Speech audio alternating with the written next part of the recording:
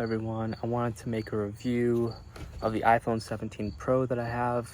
I got it yesterday, so it's been like around 24 hours now since I've had it. And I went from the 14 Pro Max, and so far I think I've learned a lot about it. Um, it's a great phone. I think they've improved quite a bit, but I want to explain the pros and cons that I feel like Apple could have definitely improved on. But first and most importantly, let's talk about battery life. Well, it's not so great because iOS 26 is just, everybody's been saying it hasn't been a very great update because of, well, I mean, it's been a great update, but the battery life has really taken a toll, and I think that can really kind of reshape our opinions of the phone. But that's kind of a normal thing with Apple. Um, Typically with new iOS updates, like brand new. So, iOS 18 when it came out was really, I mean, it was not great with battery life. And same with iOS 26, not so great with battery life so far. I'm guessing I get like maybe 6 to 7 hours, maybe on a good day. But today, so far, I've had to charge my phone like 2 or 3 times. I've taken photos and stuff. I haven't really done videos as my first like video with this phone, but the reason I can't show it to you is because I'm using it to record right now, but I can show you some pictures of it. And let's move on to the camera. I actually am really impressed by the camera. The selfie camera, I mean, I don't notice like a huge difference with the selfie camera so far. I know everybody's been talking about how much better it is. But what I'm really noticing is the rear camera. At first, I didn't have 48 megapixels turned on, and I was like, oh my gosh, there's a huge difference. I really, really like it.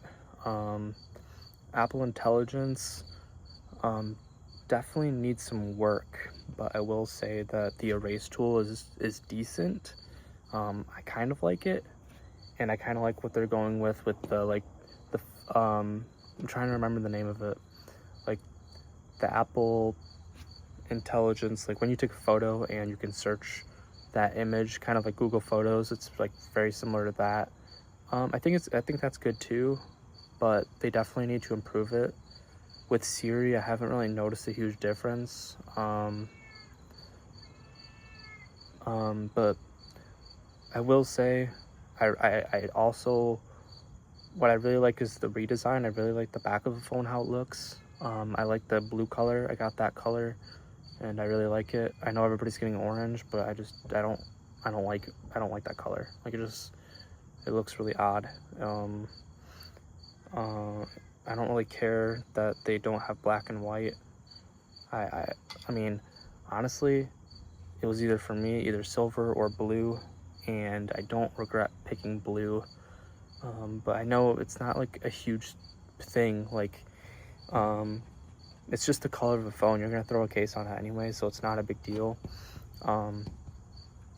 But the main reasons I needed the new phone is I need a lot of performance for editing, and like video editing and photo editing. I need that extra boost. My Pro Max was, so my original Pro Max that I had, the 14 Pro Max, I got in like a scooter accident and my phone went flying and smacked the back of the phone and it completely shattered. So I brought it into a repair place and they messed up the front of the phone on an accident, and then they gave me a refurbished iPhone 14 Pro Max. I didn't really know it at the time, but the battery life was so bad. I just couldn't deal with it anymore. I didn't really like how big the Pro Max was, and looking at the Pro Max price for this year's lineup, I just thought it was just expensive. And another reason I got this phone is because I wanted the extra storage. Starting with 256 gigabytes instead of 128 is a really pretty big jump. So that's kind of the bigger reason. And also the resale value for the 14 Pro Max trade-in was $600.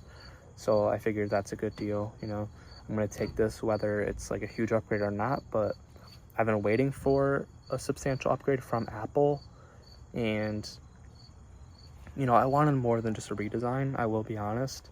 I think what they could have really improved on is, maybe like more innovation, because Apple's been kind of slacking.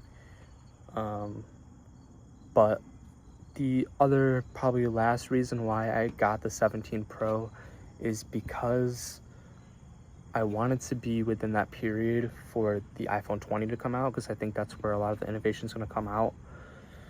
I think Apple's going to throw a lot of their knowledge into iPhone 20 and make it probably just, I think they're really going to innovate and really surprise us with the iPhone 20. That's at least what I hope, and I think that's what Apple's going to do. I think they've just been waiting, but I like to stay up to date on tech. I like to get the newest phone, get the newest computer if I can, whatever. But yeah, typically, like for me, like my phone is the most important thing, especially since I do YouTube and photo editing, video editing, all that stuff. The specs really do matter. But like I said, I didn't want to get the Pro Max because, it was a 6.9 inch phone, and yeah, it's not that much more expensive than the Pro, but I don't need a Pro Max phone. I really don't. I would have liked the extra battery life, but like I said, I think it's gonna incrementally, it's gonna improve over time with iOS 26. We're just gonna have to wait. So another one of my favorite features is, honestly, I know it's not really a feature, it's just a button, and I know a lot of people don't really care about the camera button. I think it's kind of cool.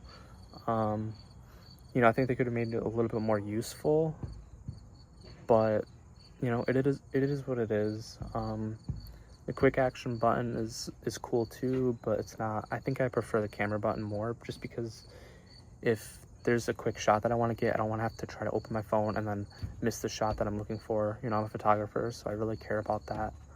Another thing I've noticed is the zoom has definitely improved. The zoom is a lot better. And by the way, I will provide some photos towards the end of this video so you guys can kind of see those. The reason I'm going to make it at the end of the video so it doesn't like interfere with this whole section where I'm talking. And also, it's just going to make the video longer. So stick around if you want to see that all the photos and stuff. I know that a lot of people that are watching this are probably on edge or don't want to upgrade. But what I will say right now, even though I'm probably going to make a longer term review later on, I think that this upgrade is specifically for people that have a iPhone 13. I think that's where you want to make the upgrade. If you have an iPhone 13 or older, then I would make that the switch right now to the 17, because you're going to be probably paying for 2 to 3 years, and then I'll put you at the iPhone 19 or iPhone 20. And that's when I think a lot of the shifts are going to change, especially with the iPhone 20. So, and another thing I actually really like, it's another photo setting, is where you can change the bokeh and stuff.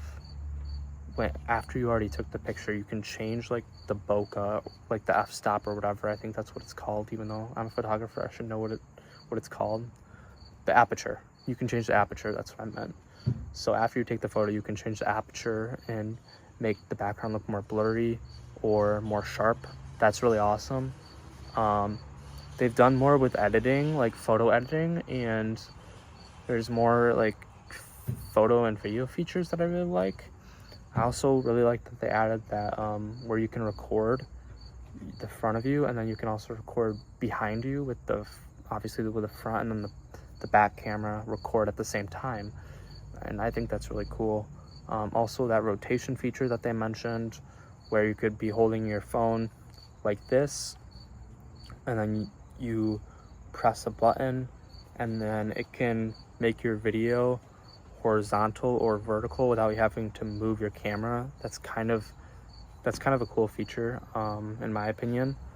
But yeah, I think that's kind of what I've noticed. I think I've noticed like a speed boost. With brightness, it looks the same to me.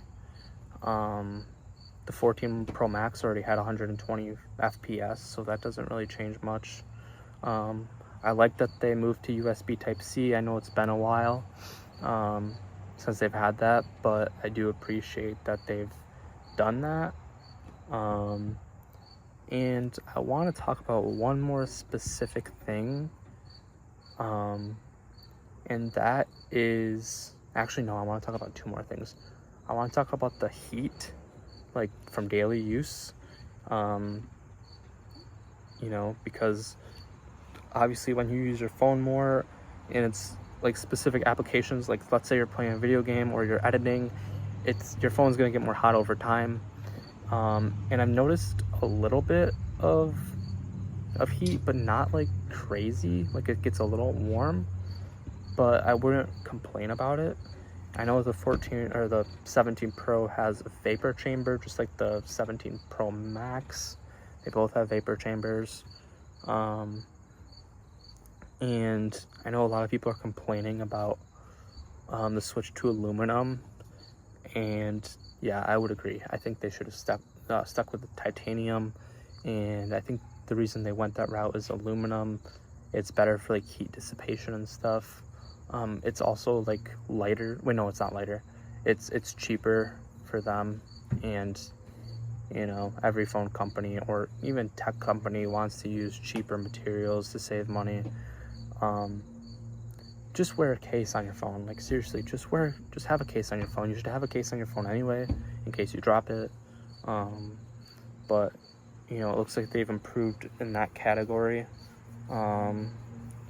At least for the 17 Pro, it didn't look like the 17 Pro Max is like that durable, but the 17 Pro, because it's a smaller form factor and not so heavy when it drops,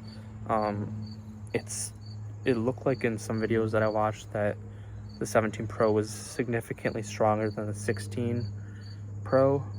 And obviously with ceramic shield, if you watch Jerry Riggs Everything, he described that the ceramic shield is actually improved from other years with scratches being improved. But yeah, I think I covered most things. If you guys have any questions, then let me know. And if I were to recommend an iPhone this year, I would either say get the 17 or get the 17 Pro, because the 17 is pretty similar to the Pro phones. You just get better cameras technically, but I mean, it's totally up to you guys, obviously, what phone you get. I would avoid getting the iPhone Air though, because it's thin, and I've never seen Apple do this before, where they literally promote their magnetic charger, MagSafe or whatever, like their MagSafe charger. Like, bro, what are you doing? Because then you're telling everybody that the battery is bad. Clearly it's bad. Like, it's a thin phone, it's clearly bad, and you only get one camera. You're literally spending $1,000. If you might as well just spend $1,099 at that point to get the 17 Pro, because it's a better phone. It's better cameras and all that. And especially if you have a good trade-in phone, then you can get a discount like I did. I think after that trade-in, I owe like $500 or something. It's like $13.33 a month or whatever, but I know that not everybody has a Pro Max laying around to trade in, so, but like I said, I would definitely recommend, depending on your budget, either the 17 or the 17 Pro Max, whichever one that you have the money for. I think my favorite thing so far is just having the extra storage, the 256 gigabyte of storage. I think that's a big thing for me. And like I said, the cameras are really great. I noticed it right away. I noticed it immediately from the 14 Pro Max. I was like, damn, they actually like really improved the cameras. And that was when I was using the 12 megapixel. I was just using 12 megapixels instead of 48. You have to actually go into the settings and turn that on, and then make sure it's on in your Photos app, in your camera app, I mean. But yeah, guys, I think that about covered it. If you guys liked the video, please make sure to subscribe. Stick around because I'm gonna include some of the photos I took. Like I said, I only had the phone for 1 day, so I'm not gonna have like a ton of photos, or a ton of places that I went to or whatever. But I do have some photos to show you guys. So yeah, check those out. Have a great day. Peace.